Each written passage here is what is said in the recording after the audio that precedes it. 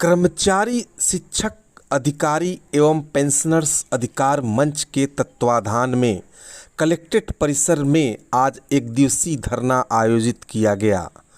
कर्मचारियों शिक्षकों को पुरानी पेंशन व्यवस्था लागू हो एवं प्रदेश के लगभग 200 संवर्गों के मूलभूत समस्याओं का समाधान हो की मांगों को लेकर सैकड़ों शिक्षक और कर्मचारी धरना में उपस्थित रहे। धरने की अध्यक्षता श्री कृष्णानंद राय ने की और संचालन श्री विवेकानंद ने की। और सरकारों के खर्चे जोड़ेंगे तो बड़े-बड़े खर्चे हैं। अर्थव्यवस्था के बदलने के प्रक्रम में ये कहा जा रहा है कि ये जो हिंदुस्तान में सरकारी महकमा है, ये सरकारी मुलाजिम है, ये सरकार में काम करने वाले लोग हैं, ये सफेद हाथी है, इनको हटा देना चाहिए। और कुल बजट का ये आपको बात बता रहा हूं, जरा ये लड़ाई बड़ी गहरी लड़ाई है।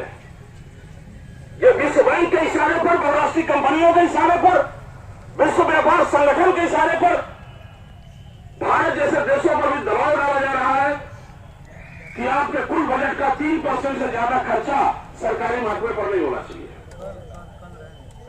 और 3% से ज्यादा अगर खर्चा कोई ऐसा आपका प्रधानमंत्री ही, राष्ट्रपति ही क्यों न हो जो बिना शिक्षक का वहां तक पहुंचा है। इसीलिए हमें शर्म की बात है और शायद ये हमारे आक्रोश का एक अंतिम चरण है कि हमको उनसे कहना पड़ रहा है कि हमें हमारे बुढ़ापे की लाठी दीजिए। और ये देश आप सजग होइए, यह मास्टरमाइंड है जिस तरफ संगठित होकर सही दिशा में चल पड़ा। भारत तो क्या, पूरी दुनिया हमारी ताकत की कायल होगी। एक चीज और, राख नहीं है, हम जले हुए राख नहीं है, अमरदीप हैं। हम जो मिट गया चमन पर, हम वो शहीद हैं।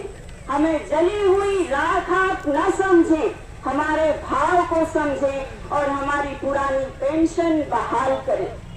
एक हमारे भाई अभी कह रहे थे कि हमारी संख्या कम है। हम उसी को ढूंढते हैं जो कर्मचारी बनकर नौकरी करता है, जो आईएएस का बेटा है। मैं उसी को ढूंढता हूँ कि कौन है जो शिक्षक बन गया प्राथमिक विद्यालय का, कौन है जो कर्मचारी बन गया, कौन है सफाई कर्मी बन गया। मैं उसको ढूंढ रहा हूँ, ऐसा कोई नहीं है। सब कहाँ से आए हैं? कोई पशुपालन का काम करता था, तो कोई ट्रैक्टर चलाता था जिसके परिवार के लोग, कोई खेती करते थे, कोई सब्जी बो के जीवन बिताता था, कोई दूध बेचता था और कोई गुमटी में बैठ के चाय पान की दुकान करके जीवन चलाता था। वो किसी तरह से हमको आपको पढ़ाया और यह कहते हुए पढ़ाया बेटा ईमानदारी से पढ़ना और पढ़ लिख के ही सब कुछ मिलेगा।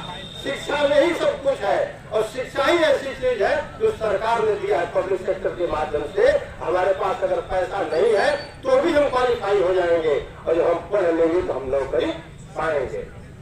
यह बात लोगों को समझ में आई।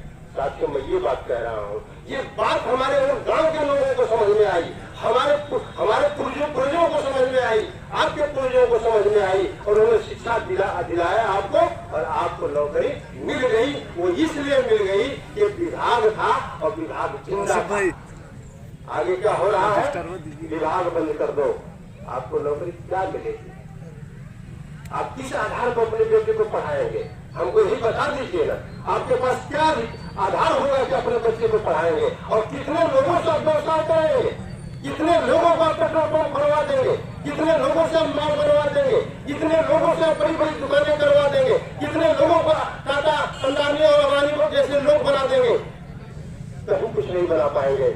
आपके पास एक बहुत बड़ा सेक्टर है, ये बढ़ती अधिक से अधिक संख्या में, जैसे आपने यहाँ भ्रमण किया, लखनऊ में भी भ्रमण करने की कृपा करें, क्योंकि अधिकांश लोग सुबह निकलेंगे 6 बजे 7 बजे नाश्ता करके 12, 1, 2 बजे तक पहुंचेंगे। वहां मंच पर किसी प्रकार से धक्कन धुक्की हो जाएगी, उतारते उतारते लोग चढ़ जाते हैं मंच पर, मंच टूटने हो जाता है। सेल्फी खींचे, फोटो लिए और फिर अब उसके बाद क्या कौन कह रहा है, क्या हुआ, रास्ते में आ जाएंगे 50 किलोमीटर तक फोन करेंगे कि क्या हुआ आगे।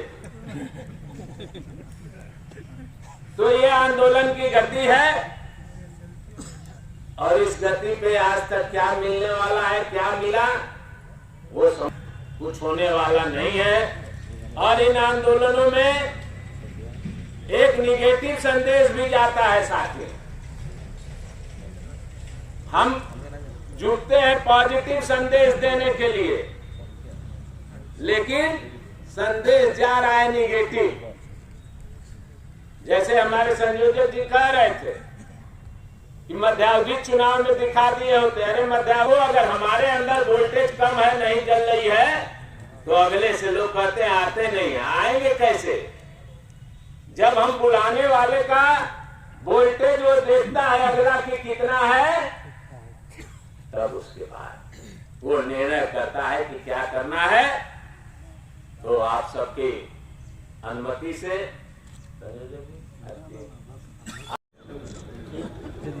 नीचे